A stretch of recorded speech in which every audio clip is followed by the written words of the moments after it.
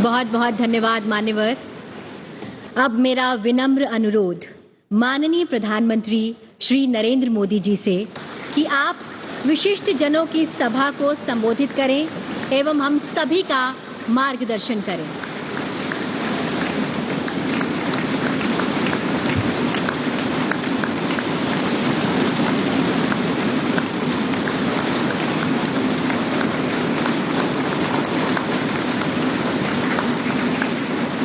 आदरणीय उपराष्ट्रपति जी, आदरणीय स्पीकर महोदय, मंच पर विराजमान सभी वरिष्ठ महानुभाव और 140 करोड़ देशवासियों के प्रतिनिधि, सभी माननीय सांसदगण, आपको और देशवासियों को गणेश चतुर्थी की अनेक अनेक शुभकामनाएं।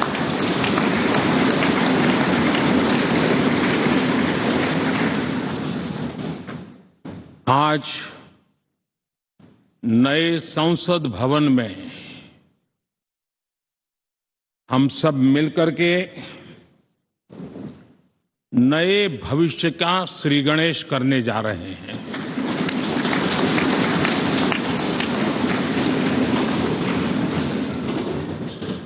आज हम यहां विकसित भारत का संकल्प दोहराना, फिर एक बार संकल्पबद्ध होना और उसको परिपूर्ण करने के लिए जी जान से जुटने के इरादे से नए भवन की तरफ प्रस्थान कर रहे हैं।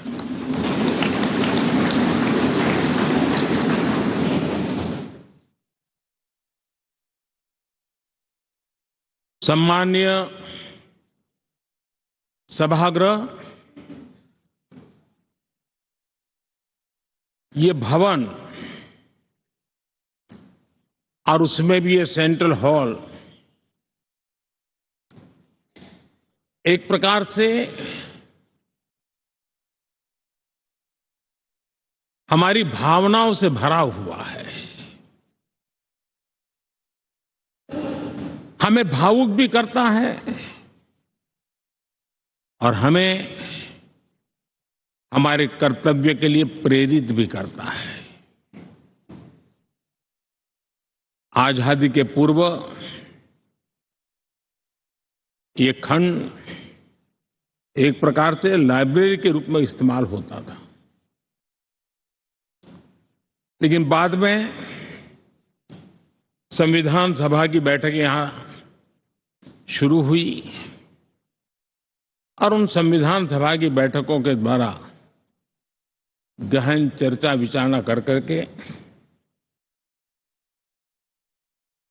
हमारा संविधान यहीं पर आकार लिया। यहीं पर 1947 में अंग्रेजी हुकूमत ने सत्ता हस्तांतरण किया, उस प्रक्रिया का भी साक्षी हमारा ये सेंट्रल हॉल है। इसी सेंट्रल हॉल में भारत के तिरंगे को अपनाया गया, हमारे राष्ट्रगान को अपनाया गया और ऐतिहासिक अवसरों पर आजादी के बाद भी सभी सरकारों के दरमियान अनेक अवसर आए जब दोनों सदनों ने मिलकर के यहां पर भारत के भाग्य को गढ़ने के पर विचार किया, सहमति बनाई और निर्णय भी किए। 1952 के बाद दुनिया के करीब 41 राष्ट्राध्यक्षों ने इस सेंट्रल हॉल में हमारे सभी माननीय सांसदों को संबोधित किया है।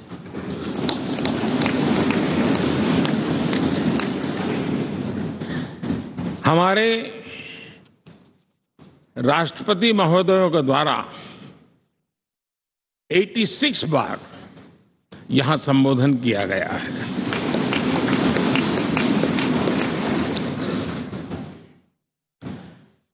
बीते 7 दशकों में जो भी साथी इन जिम्मेवारियों से गुजरे हैं, जिम्मेवारियों को संभाली है, अनेक कानूनों, अनेक संशोधन और अनेक सुधारों का हिस्सा रहे हैं। अभी तक लोकसभा और राज्यसभा ने मिलकर करीब करीब 4000 से अधिक कानून पास किए हैं।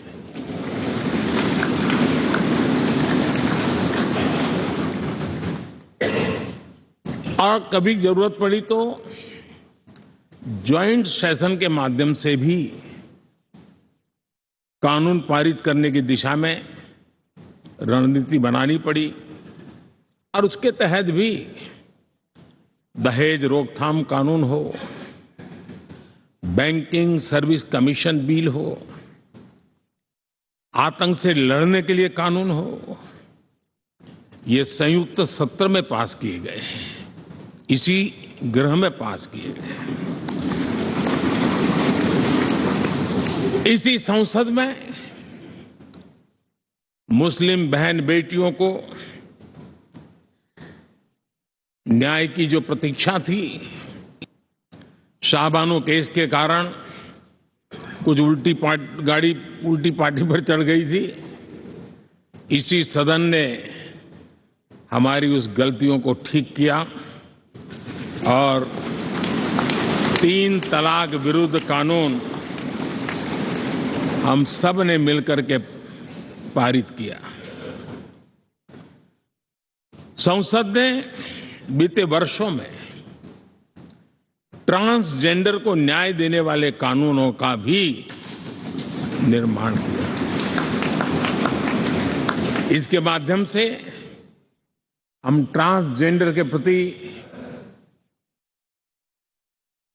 सद्भाव और सम्मान के भाव के साथ उनको नौकरी, शिक्षा, स्वास्थ्य, बाकी जो सुविधाएं हैं, एक गरिमा के साथ प्राप्त कर सके, इसकी दिशा में हम आगे बढ़े।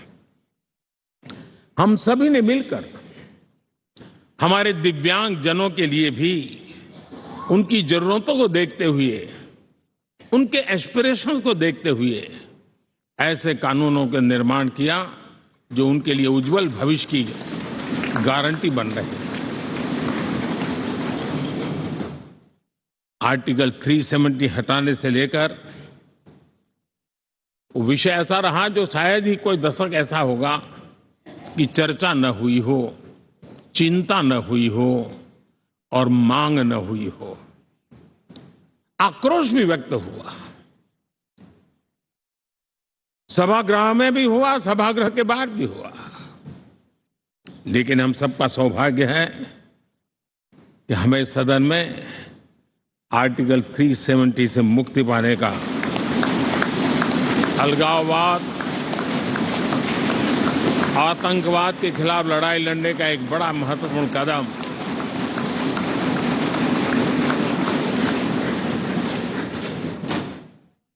और इस महत्वपूर्ण काम में माननीय सांसदों की, संसद की बहुत बड़ी भूमिका है।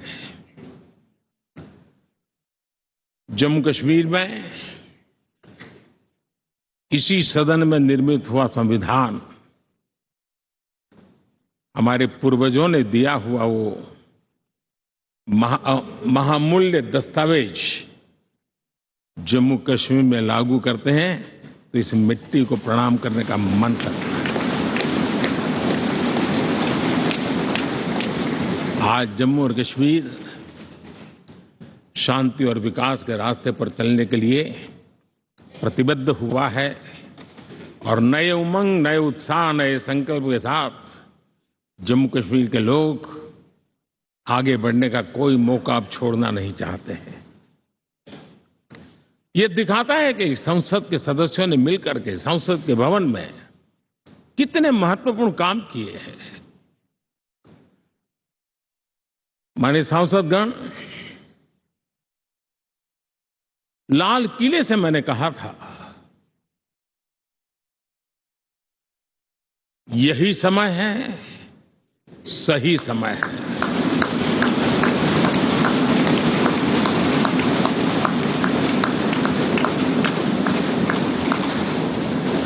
एक के बाद एक घटनाओं की तरफ हम नजर करेंगे। हर घटना इस बात का गवाह दे रही है कि आज भारत एक नई चेतना के साथ पुनर्जागृत हो चुका है।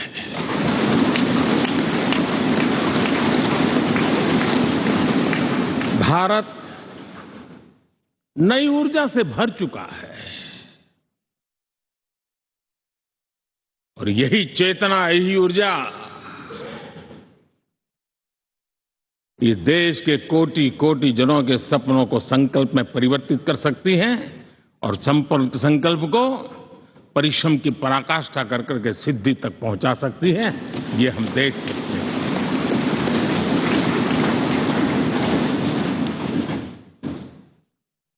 और मेरा विश्वास है, देश जिस दिशा में चल पड़ा है, इच्छित परिणाम अवश्य प्राप्त होंगे।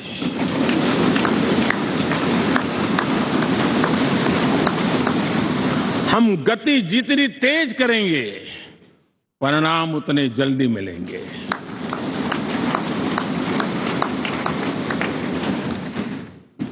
आज भारत 5वीं अर्थव्यवस्था पर पहुंचा है, लेकिन पहले 3 में पहुंचने के संकल्प के साथ बढ़ रहा है।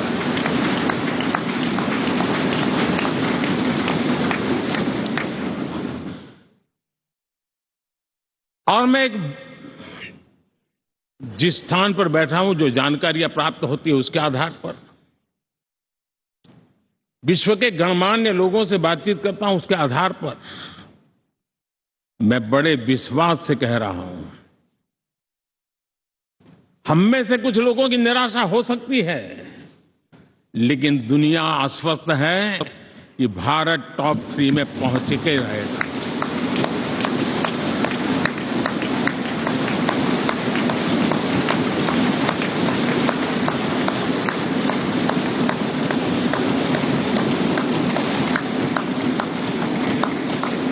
भारत का बैंकिंग सेक्टर आज अपनी मजबूती के कारण से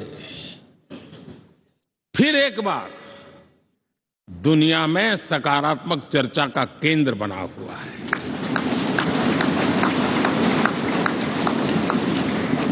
भारत का गवर्नेंस का मॉडल, यूपीआई, डिजिटल स्टैक, मैं इस G20 में भी देख रहा था, मैंने बाली में भी देखा।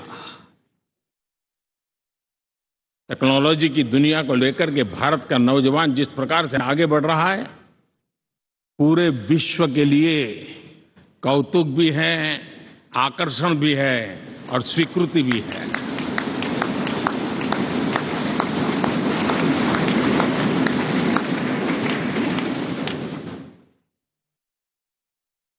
हम सब उस ऐसे कालखंड में हैं, मैं कहूंगा हम लोग एक भाग्यवान लोग हैं।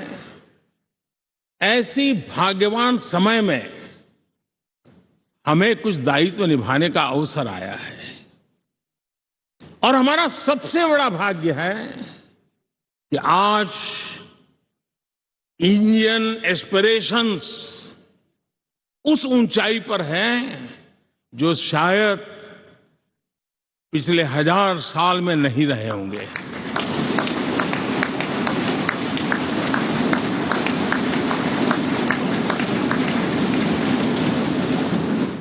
गुलामी के जंजीरों ने उसके एस्पिरेशंस को दबोच के रखा था।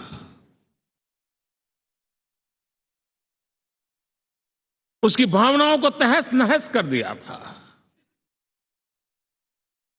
आजाद भारत में अपने सपने संजो रहा था, चुनौतियों से जूझ रहा था, लेकिन मिलकर के आज जहां पहुंचे हैं, अब वहां वो रुकना नहीं चाहता है। वो एस्पिरेशनल सोसाइटी के साथ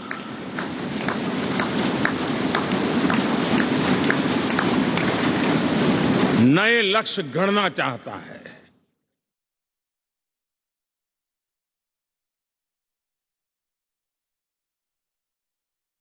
जब एस्पिरेशन सोसाइटी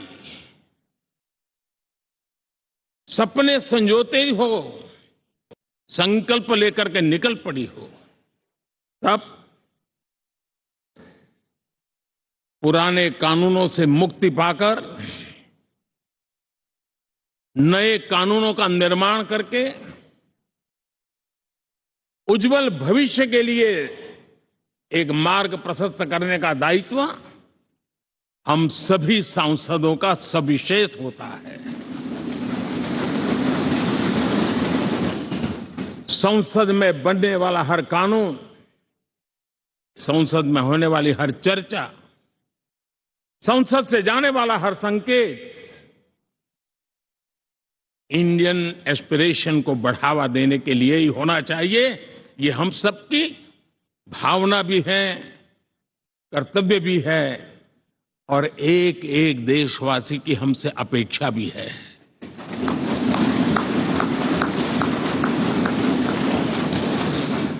हम जो भी रिफॉर्म करें, उसके मूल में इंडियन एस्पिरेशन सबसे सर्वोच्च पद पर होना चाहिए, प्राथमिकता पर होना चाहिए।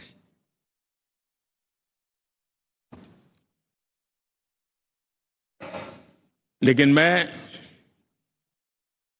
बहुत सोच समझ करके कहना चाहता हूं, क्या कभी छोटे कैनवास पर कोई बड़ा चित्र बना सकता है क्या?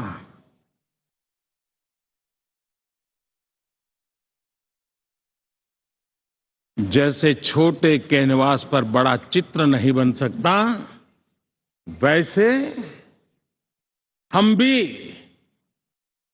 अगर हमारे सोचने के कैनवास को बड़ा नहीं कर सकते, तो भव्य भारत का चित्र भी हम नहीं अंकित कर सकते।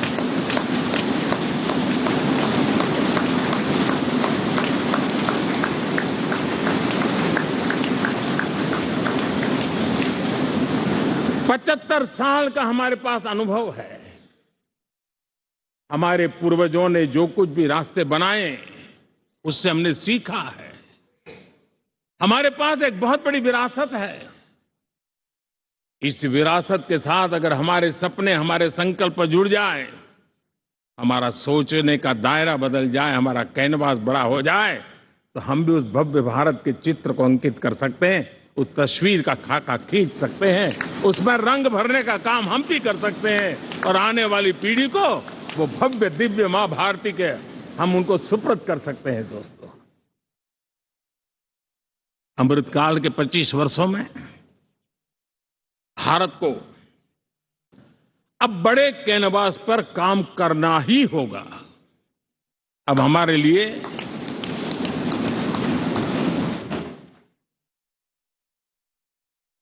छोटी छोटी चीजों में उलझना वो वक्त चला गया है। हमें आत्मनिर्भर भारत बनाने के लक्ष्य को सबसे पहले परिपूर्ण करना चाहिए और हमसे शुरुआत होती है, हर नागरिक से शुरुआत होती है। और आज दुनिया में भी एक समय ऐसा था कि लोग मुझे कहते थे, हमारे बड़े बड़े बुद्धिजीवी और अर्थशास्त्री लिखते थे कि मोदी आत्मनिर्भर की बात करता है तो मल्टीलेटरलिज्म के सामने चुनौती तो बन नहीं जाएगा, ग्लोबल इकोनॉमी के जमाने में ठीक तो नहीं होगा। लेकिन 5 साल के भीतर भीतर देखा, दुनिया भारत के आत्मनिर्भर मॉडल की चर्चा करने लग गई है।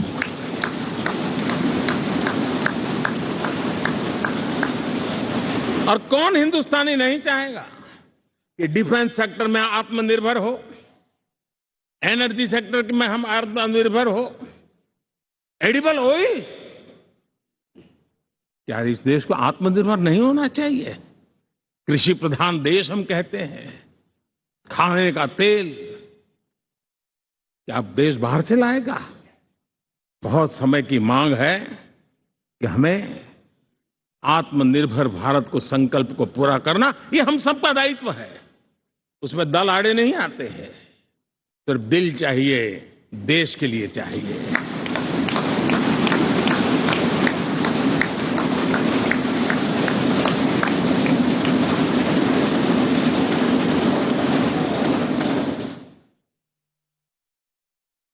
हमें अब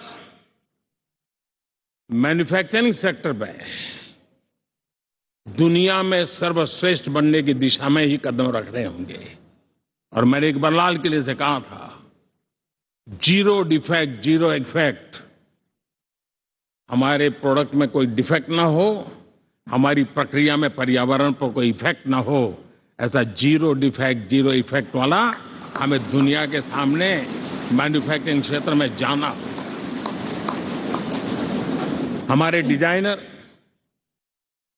हमारे यहां निर्माण हो रही डिजाइन्स, हमारे सॉफ्टवेयर, हमारे एग्रीकल्चर प्रोडक्ट्स, हमारे हस्तशिल्प, हर क्षेत्र में अब हमें वैश्विक मापदंडों को पार करने के इरादे से ही चलना चाहिए, तब जाकर के विश्व के अंदर हम अपना झंडा फहरा सकते हैं।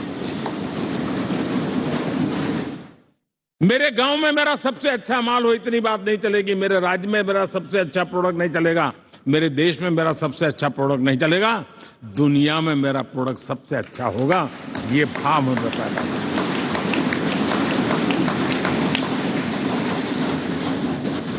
हमारी यूनिवर्सिटीज दुनिया के अंदर टॉप रैंकिंग में आए, अब इसमें हमें पीछे नहीं रहना है। हमारे शिक्षा जगत को नई नेशनल एजुकेशन पॉलिसी मिली है, एक खुलापन है, सर्व स्वीकृत बनी है, उसके सहारे अब हमें चल पाना है। और दुनिया के टॉप मोस्ट यूनिवर्सिटीज में अभी जब G20 में विश्व के मेहमान आए तो मैंने नालंदा की एक तस्वीर रखी थी वहां, और जब मैं दुनिया को कहता था 1500 साल पहले मेरे देश में दुनिया की उत्तम से उत्तम यूनिवर्सिटी हुआ करती थी, तो उन सुनते ही रह जाते थे। लेकिन हमें उसे प्रेरणा लेनी है, पर प्राप्त तो अभी करके रहना है, ये हमारा संकल्प होना है। आज हमारे देश का नौजवान खेल जगत के अंदर दुनिया में हमारी पहचान बना रहा है। टियर 2, टियर 3 सिटी से, गांव, गरीब परिवारों से, गांव से देश के नौजवान, देश की बेटे बेटियां आज खेलकूद के जगत जीवन में हमारा नाम रोशन कर रही है।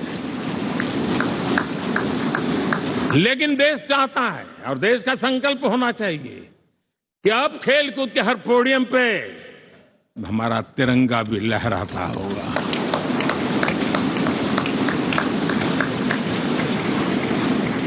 हमें अब पूरा हमारा दिमाग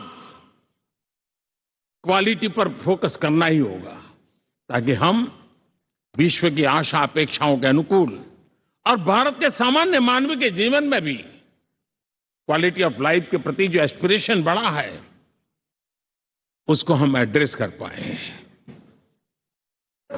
और जैसे मैंने कहा कि हम भाग्यवान हैं कि हम उस समय काम कर रहे हैं जब समाज अपने आप एक एस्पिरेशनल सोसाइटी है। हमारा और भी एक भाग्य है कि हम उस समय हैं जब हिंदुस्तान युवा देश है।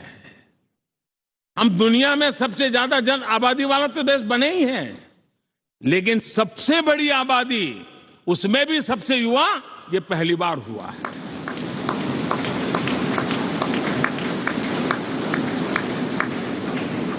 जिस देश के पास ये युवा शक्ति हो, युवा सामर्थ्य हो, तब हमें उसकी टैलेंट पे भरोसा है।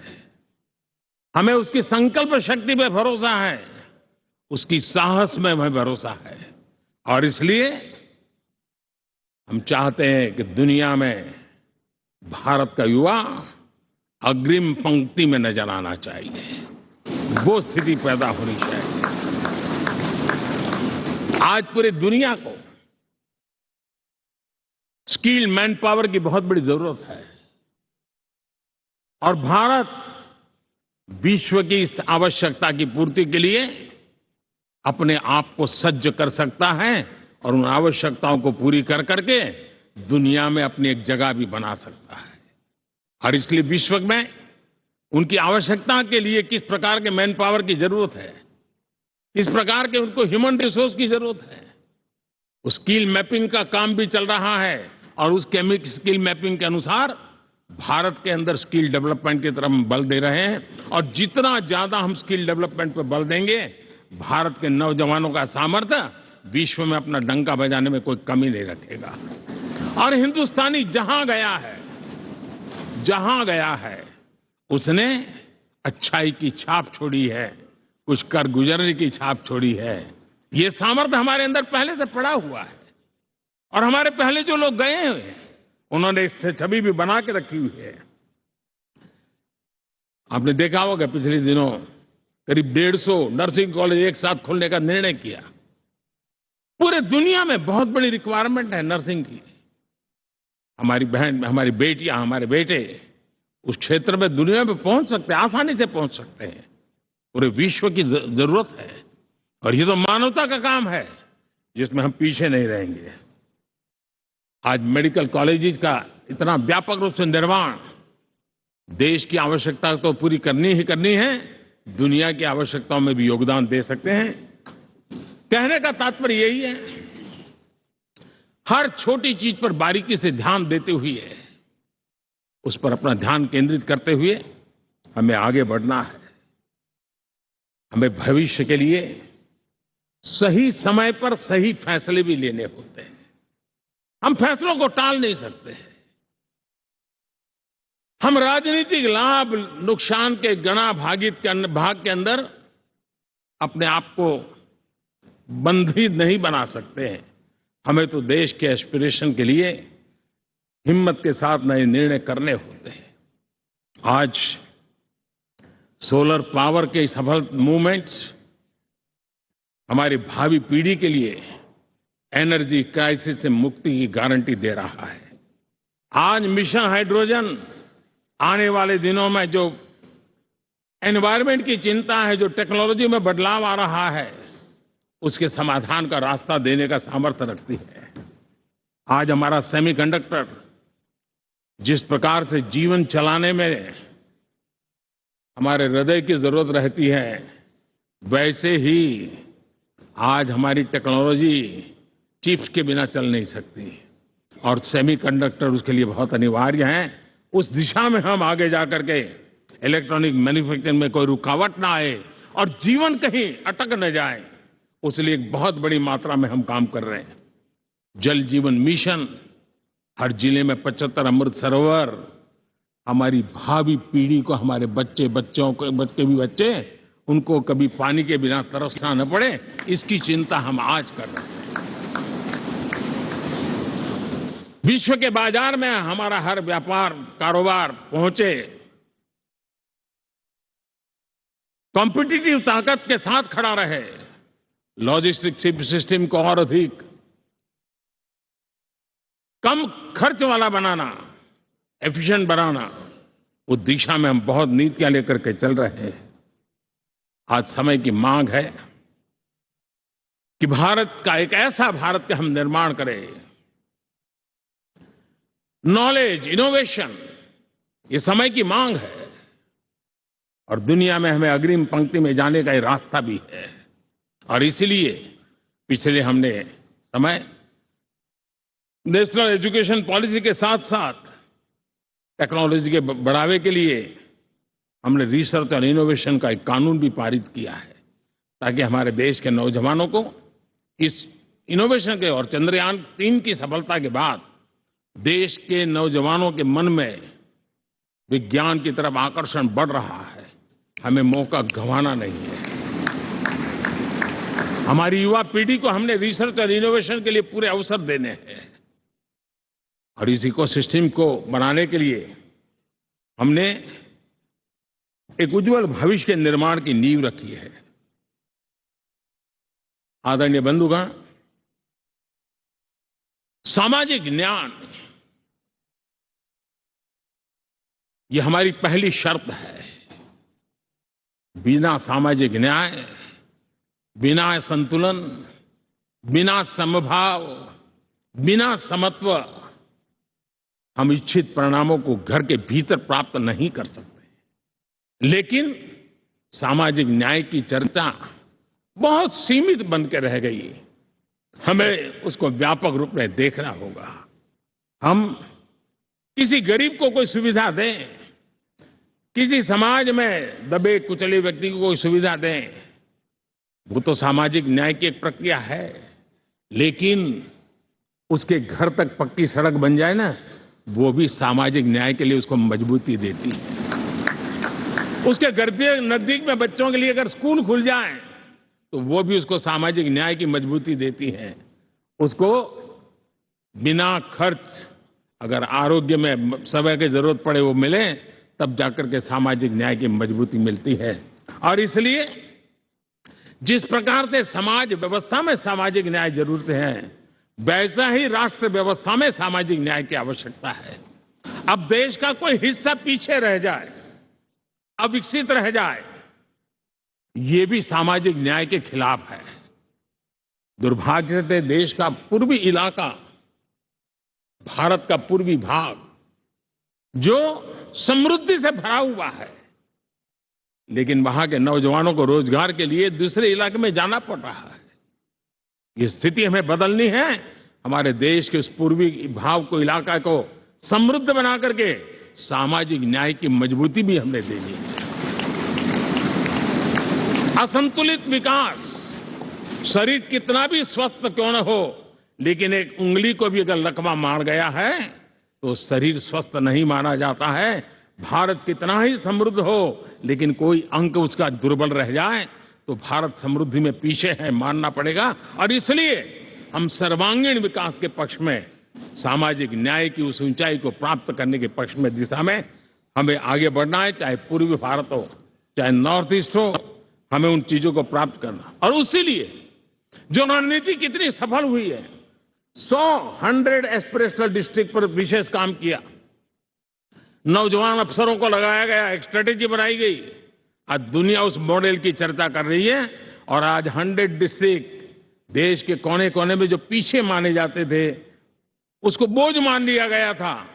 आज स्थिति ये बनी है कि वो 100 डिस्ट्रिक्ट अपने अपने राज्य में लीड कर रहे हैं, राज्य की एवरेज से भी ऊपर जा रहे हैं।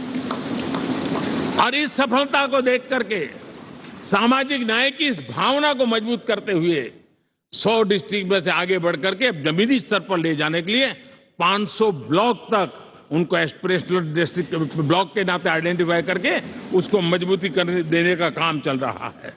और मुझे विश्वास है ये एस्पिरेशनल ब्लॉक्स हैं, वो एक विकास का नया मॉडल बनने वाले हैं। वो एक प्रकार से देश के विकास के एक नए ऊर्जा केंद्र बनने की संभावना रखते हैं और उस दिशा में भी हम आगे बढ़ रहे हैं। माननीय सांसदगण, आज विश्व की नजर भारत पर है। शीत युद्ध के समय हमारी पहचान कूटनिरपेक्ष देश के रूप में रही। उस समय की जो जरूरत थी, उसके जो लाभ होने थे, उस समय से हम गुजरे हैं। लेकिन अब भारत का स्थान कुछ और बना है और इसलिए उस समय कूटनिरपेक्ष की अवस्था आवश्यक होगी। आज हम उस नीति को लेकर के चल रहे हैं, जिस नीति को अगर हमें पहचानना है तो विश्व मित्र के रूप में हम आगे बढ़ रहे हैं। हम दुनिया से मित्रता कर रहे हैं, दुनिया हमारे में मित्र खोज रही है।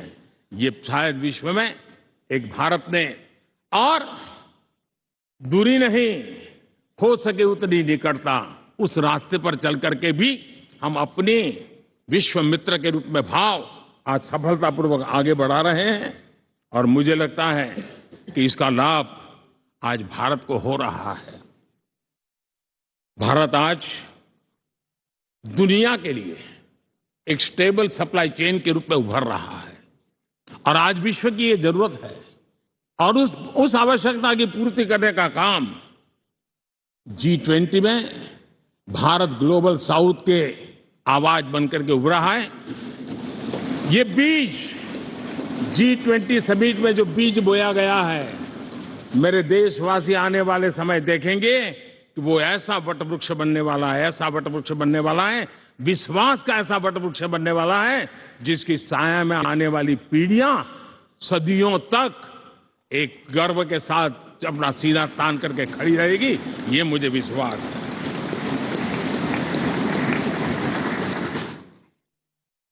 इस G20 में एक बहुत बड़ा काम हमने किया है, बायोफ्यूल अलायंस का।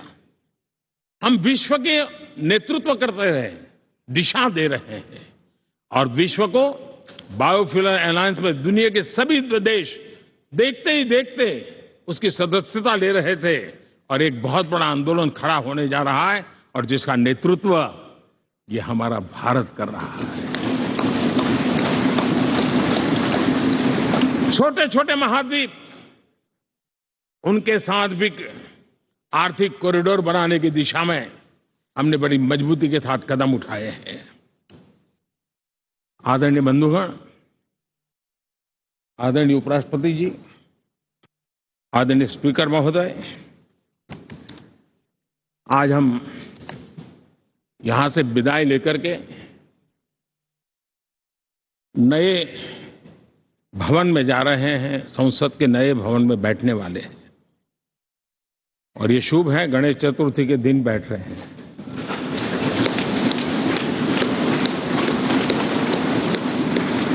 लेकिन मैं आप दोनों महानुभावों को एक प्रार्थना कर रहा हूं, एक विचार आपके सामने रख रहा हूं। मैं आशा करता हूं कि आप दोनों मिलकर के उस विचार पर जहां भी जरूरत पड़े मंथन करके कुछ निर्णय अवश्य कीजिए। और मेरी प्रार्थना है, मेरा सुझाव है कि अब हम जब नए सदन में जा रहे हैं तब इसकी गरिमा कभी भी कम नहीं होनी चाहिए।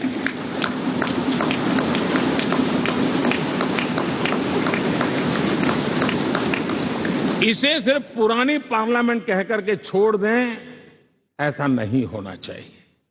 और इसलिए मेरी प्रार्थना है कि भविष्य में अगर आप सहमति दे दोनों महानुभाव, तो इसको संविधान सदन के रूप में जाना जाए।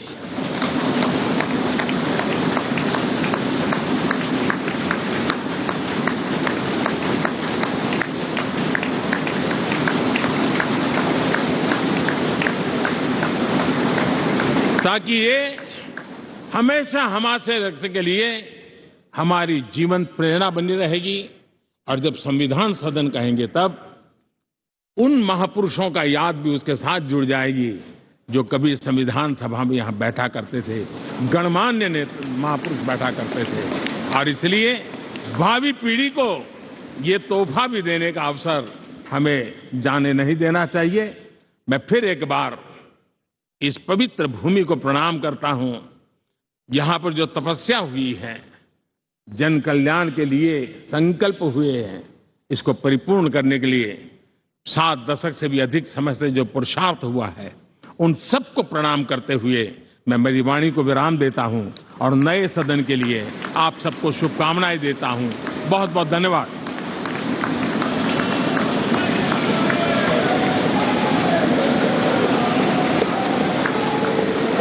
बहुत बहुत धन्यवाद मान्यवर।